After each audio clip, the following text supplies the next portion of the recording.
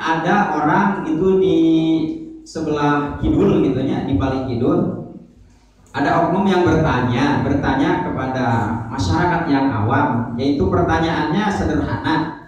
Dengan dia itu dalilnya yang pertama adalah bagusan mana Al-Quran dengan Pancasila. Ini pertanyaannya yang hebat.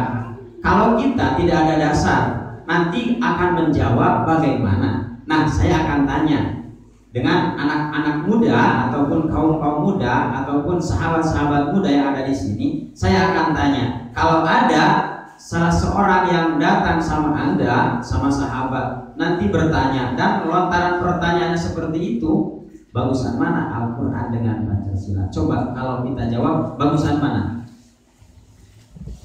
Kalau orang yang cinta agama sudah jelas terbersit dalam pikirannya bahwa itu bagusan Al-Quran, jawabannya.